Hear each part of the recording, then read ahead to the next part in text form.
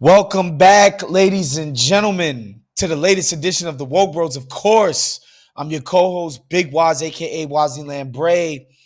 We took a break last week to get our house in order. Unfortunately, Nando's still on break. but,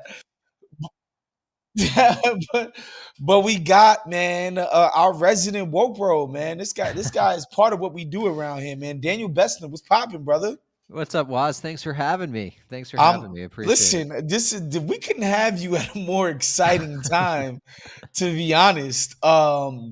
You mentioned that you had to go grab a suit. Tell the Yeah. people why you needed a new suit, DB. I'm gonna be on Bill Maher on Friday. This will Wow. be released, I think, Thursday. So yeah, so tomorrow, check it out. And I didn't have a suit, so I had to go buy a suit. Well, this will be released on Friday, Oh, but so day still, of, day of. yeah. Check, So tonight, watch. check that out. Yeah, you know what's so crazy, man? Back in the days, that used to be my entire political diet was Bill Maher. This would have been like I've Barry been watching it years. since Politically Incorrect. I mean, I don't know if Wow. you remember in the '90s, like it was one of the first political shows I've ever been on, and I'm on with Glenn Lowry. Oh So my yeah, goodness. my buddy Wow. Glenn Lowry. So it'll be a fun one. Glenn Lowry, black conservative iconoclast. Yes, definitely Um, iconoclast. definitely, he is he still an economist? Do you ever lose your stripes as an economist? Like, could So you ever he's not a be a historian, DB? so he's really he was like had a liberal turn in the '90s and 2000s, and it's really like post BLM that he has gone conservative. But yeah, no, he's an economist. He's like he I believe developed the term social capital. Like, Wow. yeah, so I at some point, and I don't think I'm wrong, he was like maybe going to be a Nobel Prize winner. Wow. Like So he's okay. So he's like hardcore, no, he's like one a of the goats. math economist. Yeah, Okay. yeah, and then he did like popular writing and stuff. No, but he's like a real deal economist. Yeah, that's ill, man. I'm very happy for you. That is probably the biggest boomer political show I'm going to that convert them all, exists. man. They're all going to be socialists by the end of the episode. I'm setting that as my goal. The how end of that does episode. how does that happen? Does somebody like do you just put out shit in the nation and Literally, that's it. show Yeah. bookers are just like, yeah, we need to have this fool on? Yeah. I think it's literally just if someone catches your article, I think it's really that random. And then I think you probably have to have a bit. If it was my first article or second Mhm. article that they were interested in, I I mean, don't but you think. have a book, you're a Yeah, freaking yeah. professor. I'm Like, come tenured. on. Yeah. You're the I'm tenured. Yeah. So I could say what I want. this is this is incredible, man. I'm really happy for you. The baby is almost here.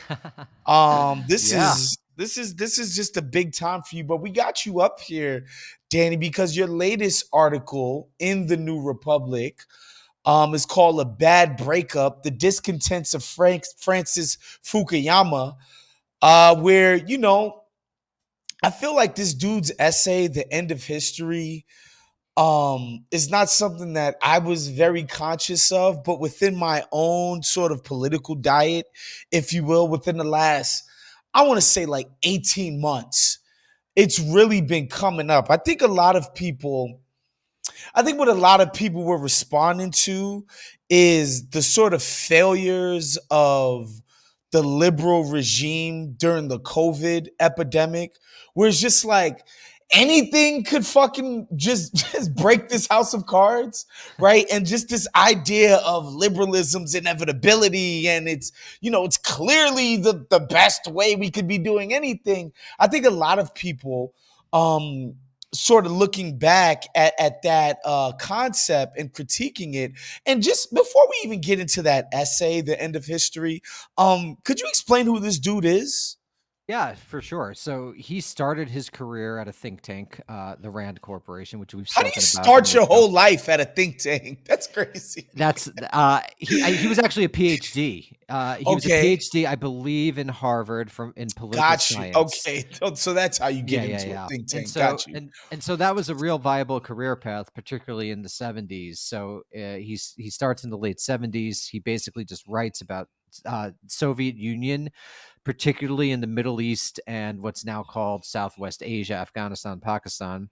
Mm. Kind of moves towards writing about Soviet policy and what was then called the Third World, what's now called the Global South, and then wrote this And hold on, really just sure. so people are clear, it's not just that he's writing about Soviet policy. It's like in contrast to the West, right? Like I feel like Danny, like if whenever you attack a subject, it's like, all right, whatever its historical context is, we're kind of talking about that, but it's not like in context with cancel culture. You understand what I'm saying? Like Right. Yeah, there's nothing that you're sort of weighing it against. Whereas his studies are weighed against what we're doing here in the West. right, and I think that's a really important point because what people are arguing when Fukuyama basically comes of intellectual age, people like Henry Kissinger is the most Mm. famous. He was essentially saying that the Soviet Union was not, as earlier generations have said, like this ideological enemy. That it wasn't bent necessarily on dominating the world through communism, but that it's kind of a normal great power. It wanted resources, it wanted security, et cetera, et cetera. And that's why you could do something like detente with the Soviet Union. This is why Mhm. Kissinger is behind detente, which basically means lessening of tensions, because the Soviet Union is a normal power. What Fukuyama says, and this is in line with what Reagan said, is that actually the people in the 50s and the early 60s were correct. The Soviet Union is an ideological power. It does have a world spanning goal, and that is to spread communism. So the emphasis on ideology is important because Mm. Fukuyama becomes this big defender of liberalism. And so he was, as you were basically saying, he counterposes liberalism with Soviet communism or Bolshevism. And this is what he does in the 80s until he writes this piece, The End of History, and we could get into it.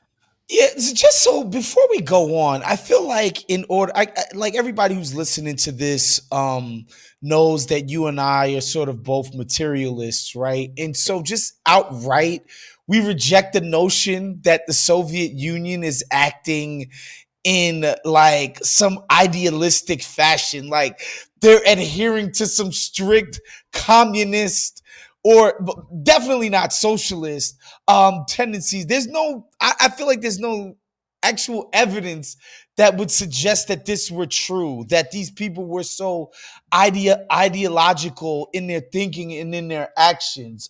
Just off I the think bat, I that's right. disagree with this homie. Yeah, I think that's right. I think, when you look at their archives, they discuss communism and they discuss ideology, but the question is what is really driving events, right? If like you people say a lot of shit, I say a lot of shit, but Yes, what's actually exactly. driving my life choices, right? And Yeah. I think if you look at what the Soviet Union was doing, a lot of it, not all of it, but a lot of it is just typical great power stuff. And I just to bring it to today, I think you could say the same about China, right? I don't think China's really bent on 100%. ideology. Yeah.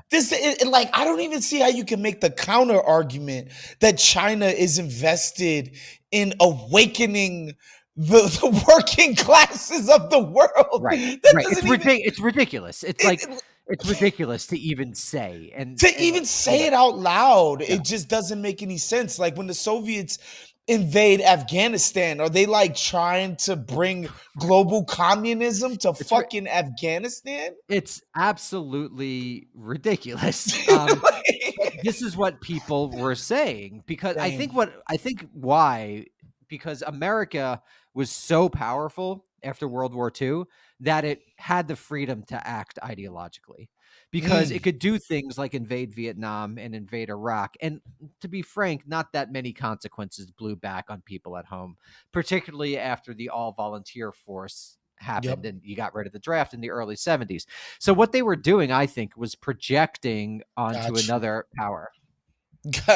Got you. And so yeah, I just wanted to get that out the way so people understand like what this guy's sort of MO is. And so that's the context within which he's writing this paper. It's like and again, this is what think tanks exist to do. I think that's important to explain to the audience. Like these guys exist to come up with ideas about how the world works that people that actually push the button on these decisions will actually read these papers, will actually be briefed on these ideas. Yeah, and especially Fukuyama. I think this happens still today, but it happened a lot in the 80s. He actually, in the 80s, moved back and forth between the think tank and the State Department. Wow, So okay. when he wrote The End of History, he was actually at the State Department, but he had been at RAND, he had been at the various parts of the government. He goes back and forth.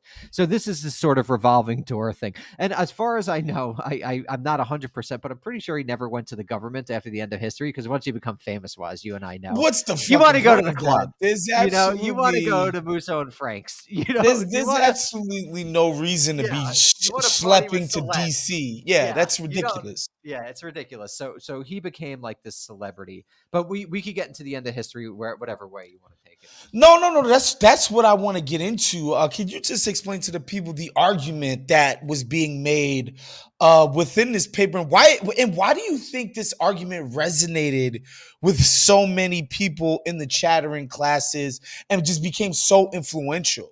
It's a good point. So the article is called "The End of History?" question mark.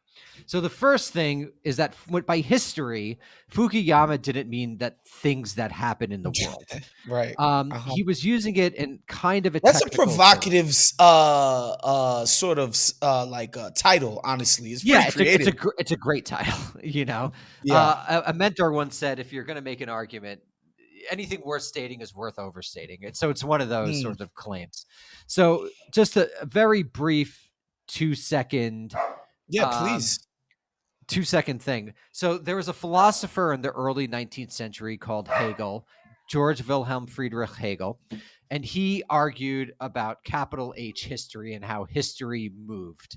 And Hegel argued that it was a series of ideas, the capital I idea, that came together. And Marx actually was, as I'm sure you know, he basically famously, quote, turned Hegel on its head by saying it wasn't ideas that mattered, but it was material relations, but it still Hmm. functioned in a similar process.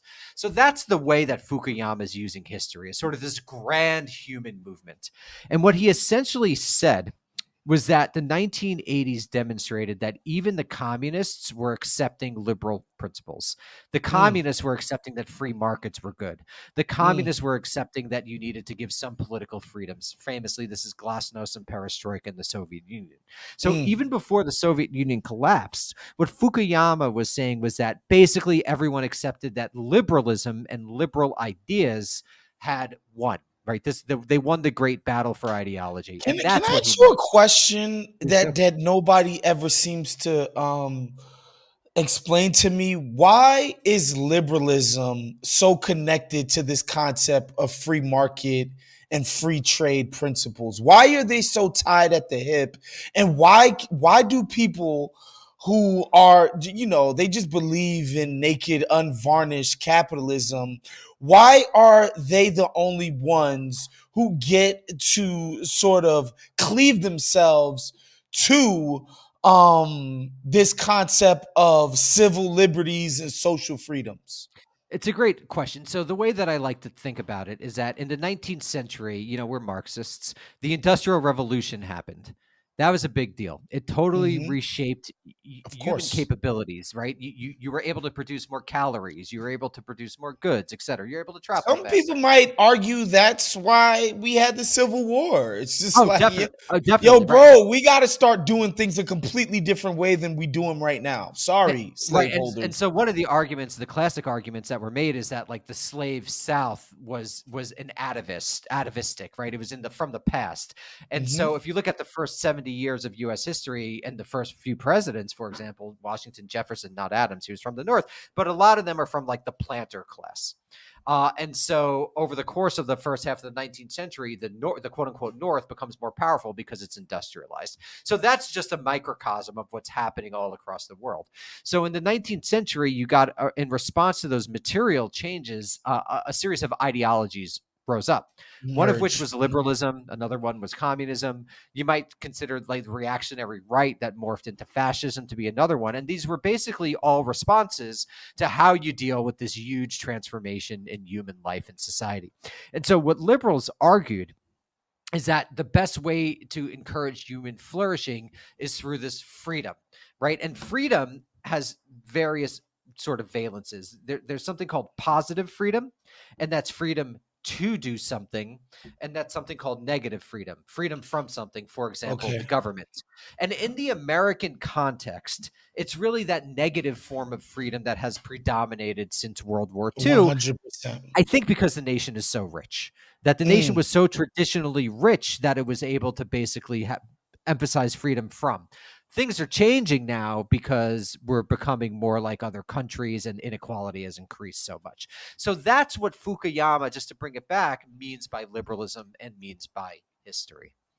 Got you. And because okay, and so I understand that these ideas of liberalism emerge out of an already sort of capitalistic society.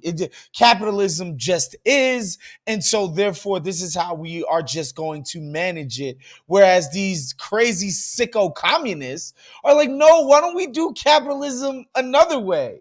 So I think this is a crucial point because Marx actually said you needed capitalism. So Mm, basically, everyone on all sides says you need capitalism because it was capitalism that basically did the huge shoot up on the graph, where you're now mhm, producing much, you're able to produce more calories, you're able to produce more goods, you're able to travel, blah blah blah. The question was, how do you deal with capitalism? And mm, Marx and the socialists and the communists were like, you could actually control it through human action. You could centrally plan, you could mm. predict things. And the liberals were like, no, the disembodied hand of the market is going to manage things. Now, these are all very like ideal forms. There's a lot of variations, but Sure. at their base, this is what the different ideologies are saying. Okay. And so Fukuyama, of course, he's coming out of the liberal ideology because, and you know what this reminds me of, DB. It reminds me of me when I used to root for Michael Jordan and the Bulls in the '90s. It's like this idea that like, well, Michael Jordan's the best. The Bulls keep winning championships. Obviously, this is the only way that this could ever get done. Never mind when some other psychopath maniac comes along and wants to punch his teammates in the face and do other things. It's like, I don't know. Maybe that like kind of worked for Jordan, but that doesn't seem like it seems like when you're making this argument, is just like we've won. And so this is the right way. And anybody who doesn't understand that kind of will not recognize the victory. So this is really interesting because there's a lot of the end of history essay that is like that, where it's like, yo, we won, we fucking won. But what's really also interesting is that there's sort of a melancholy in the essay because Fukuyama, like actually like a lot of others, he wasn't alone in this, thought like communism was more vital. It was more romantic. It was a greater Mm, cause. Like liberalism is like what you're going to technocratically determine who gets what.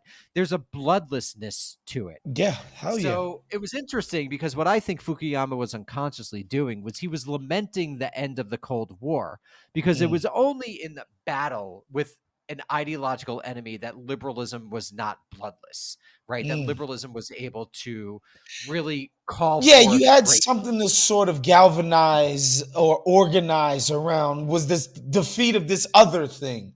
If that other thing doesn't exist, what do you do? Retreat into, collecting PhDs and trinkets? Right. Like, Or what you know what you do, you're like the finance bros in the city, right? You mm, pretend you're conquering Rome when you're moving fucking numbers around, right? right. You need to feel that vitality and that romanticism. And Fukuyama was like, "Oh shit, that's going to go away now." And I don't think he was wrong. I think we do all feel alienated. There is sort of a legitimation crisis in American society, and that's because liberalism doesn't provide meaning. It doesn't provide one with a grand project. There's a lot of other reasons for that. There's a lot of other reasons for the ennui. I mean, it also makes things really unequal. But Mhm. like, who's going to die for liberalism? I sure as hell am not gonna. Jonathan Chait sure might, Maybe my friend Jonathan Chait, but besides but that, and again, in reading your sort of essay, which by the way, you're talking about a newer paper in your autograph where he's kind of like, it's the Chait thing. It's like liberals are classical liberals are sort of, they feel very defensive of their project, right, right? In the face of the obvious problems of the right, world and in the face of no real competition anywhere to speak of, and liberal hegemony everywhere, there are all these problems. And like Jonathan Chait, Fukuyama decided that no, we need to defend the project. This was clearly the best that could have ever been done. right. And I think an important thing, which I'm sure you've come across in your own life, is that there's sort of, people say it's mature, right? Like, it's mature Oh to yeah. embrace the limits.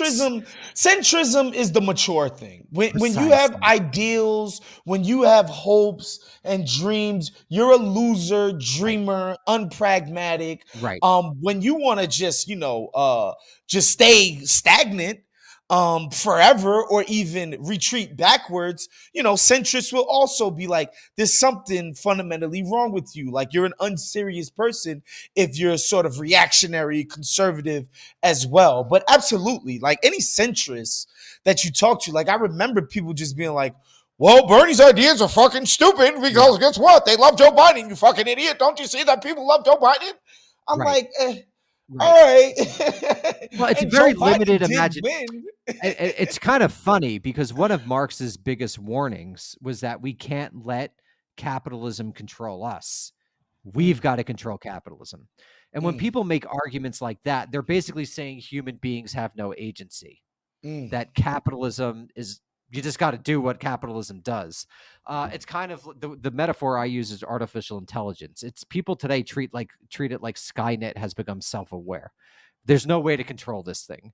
It's just going to do. And that's a very, I think, depressing and fundamentally incorrect understanding of how the world works. and I'll say this about centrists and liberals as a whole. I feel like all of them, by and large, live very comfortable lives. And so, like, a disruption to that seems insane and unserious. I understand that. Like, materially, why would you want your great life to be disrupted by some people that might want to hit the streets, might want to fucking riot over Right. some healthcare, might want to burn the trash in Paris and not let things, and bring some disorder to everyday life. If you're some fucking professional who has a nice life and the things that you worry about is shit like, I don't fucking know, whether you're saying the right pronouns to people or not to say that you shouldn't try to do that, but if that's your biggest worry in life, I understand why you don't want things disturbed. That's like, The way that I view it is, do liberal programs involve liberal elites giving up their money? And no. the answer is always no. And so, again, this is the importance of having a material view of things, Right. because if they're not giving up their money, then someone's pulling the wool over your eyes. Not 100%, but just as a rule of thumb, if they're not giving up their money, they're not really interested in change. And I think that's right.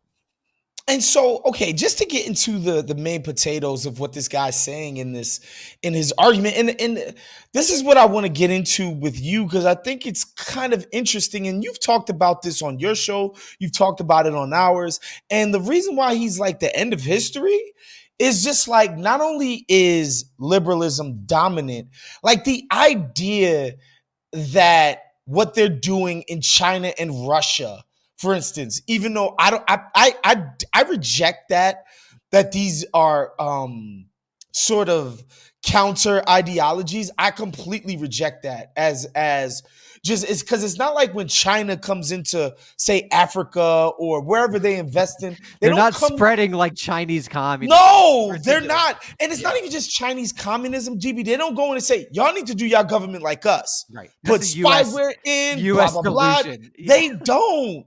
They just straight up like, yo, we're going to get what we need to get out of this. However, y'all want to manage y'all shit, go ahead. But they don't go in and do that. So, like, just the idea that China or Russia offers some huge counterbalance. I was listening to Pascal, our boy Pascal Oh, I love Robert, Pascal. talk Yeah. about the huge investment that China's making in Africa. And he's just like, yo, it's kind of nice that, these African nations have an alternative as far as business partners are concerned to the US and the West.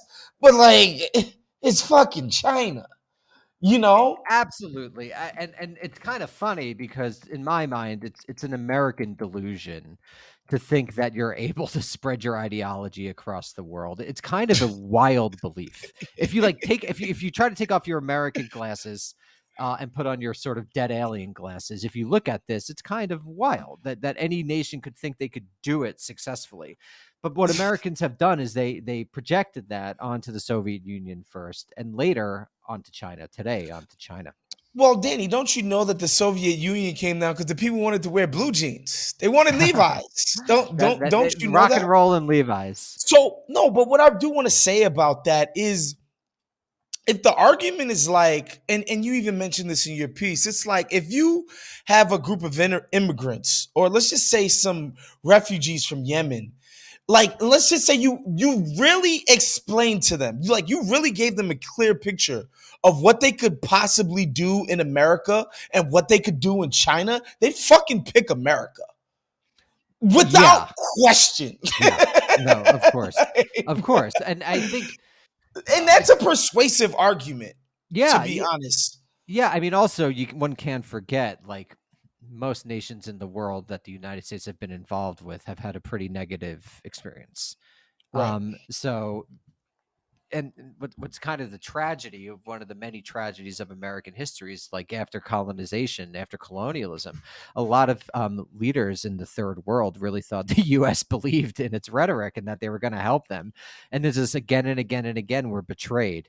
So I mean, if the state was born in a revolution, I think certain people have differing views about how legitimately you can view that revolution for various reasons. I think some people are just like, well, I mean, they overthrew the fucking crown, but they were just crowns people themselves. Look at what they did to the Native Americans. Look at how they dominated the rest of the land and all the raping, pillaging, and killing that came behind it. Some people would say that this wasn't some like, they didn't overthrow some power. They were the power and just sort of replaced the management structure. I don't know. I don't think I have a fully formed view of that. But yes, a lot of younger nations looked at America and was like, look at those people. They were a colony of the British Empire and they overthrew those folks. exactly, and so what Fukuyama, just to bring it back, what he was saying is that all of these nations would now become liberal, and in some Hmm. sense he wasn't wrong. And we could Hmm. turn to talk to that now if you'd Yes, like, please. because basically he said that everyone would become liberal, and he was wrong about that. Like, clearly Russia's not liberal, clearly China's not liberal. But what he was really saying was that everyone's going to become capitalist, or at Mm. least that's embedded in the argument.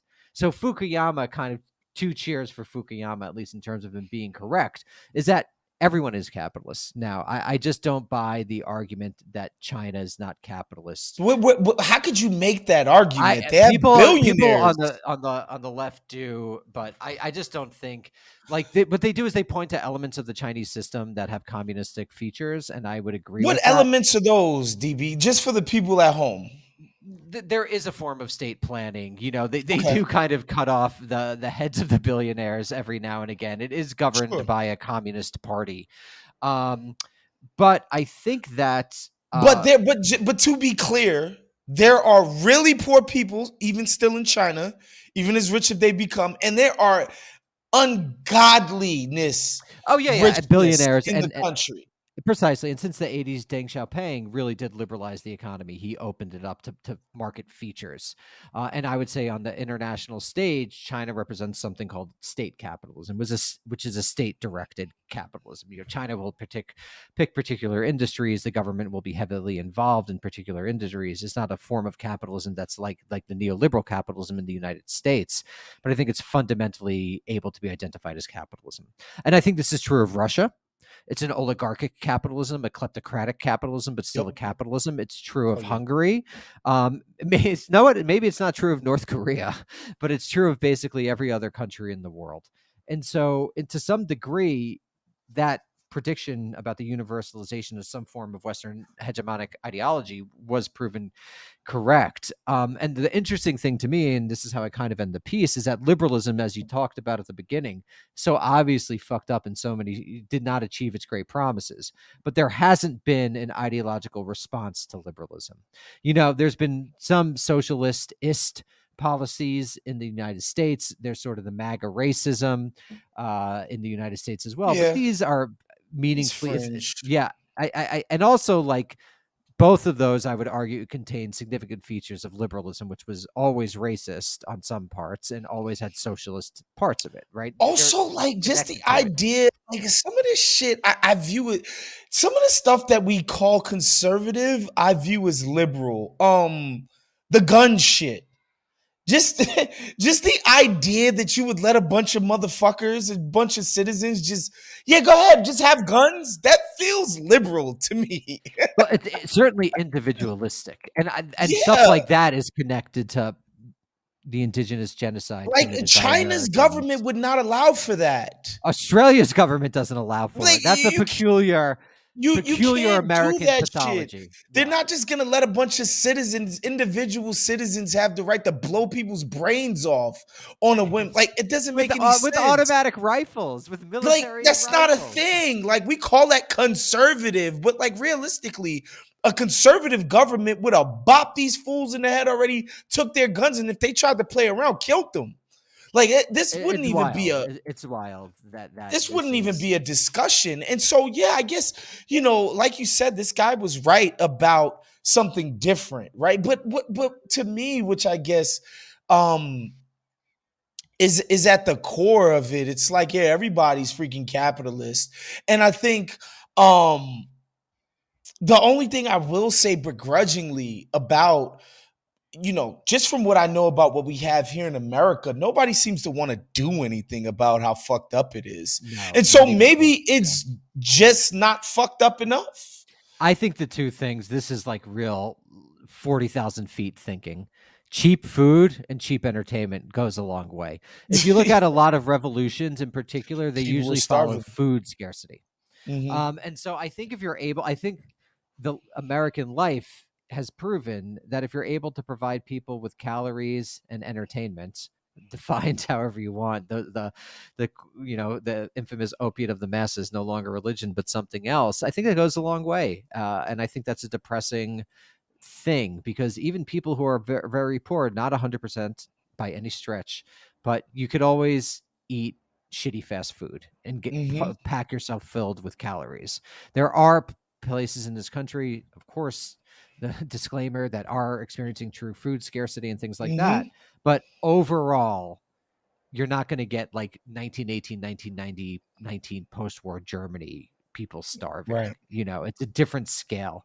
Or even look, man, like people talked about the Great Recession, that it was the worst fucking financial collapse since the Great Depression. Like there wasn't really like widespread food lines, and like soup kitchens didn't fill up to the brim. To be honest, obviously people suffered.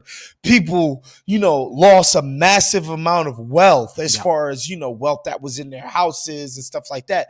That's not the same to as desolate, like as being completely desolate, right? No, I It's mean, the just Great it's just a difference. Depression, absolutely. The Great Depression, unemployment reached upwards of like 25%. Right. It never approached that. Um, but I think the thing is like the primary impulses: food, sex, shelter, something to do with your time are largely satisfied through the internet and things like that, through TV, through movies, whatever it is. And I think those things really do go a long way toward preventing a revolution. So what's a so what's a sad sack socialist communist in America to do or think or to even wonder or dream for a better existence for people in this country, if not this whole goddamn planet? Well, You know, step I one. know this is a heavy question, but like No, I have an answer. Step one is subscribe to Woke Bros, and step two is subscribe to American Prestige, that's and it. that's the way to go. I mean, I think whatever the solution is, I don't have a pat one, but I think you have to look at your situation realistically as much as possible. That to me is what Marx and others meant by historical materialism.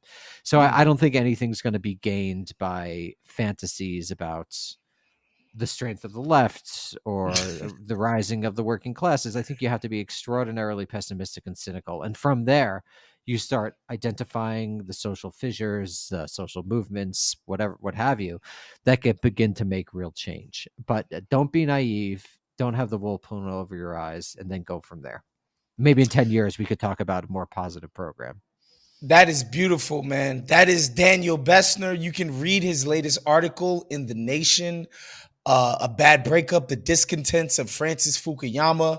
Of course, make sure you subscribe to his Substack, American Prestige, one of my favorite podcasts on the planet. And if your broke ass got an HBO account, HBO Max, check him out on Real Time with Bill Maher tonight. What's that? April 21st, 21st, man. yeah. Congrats on all of that, DB. Thank you for coming on with us today, bro. Thanks so much, Waz. Always happy to be here. Appreciate you.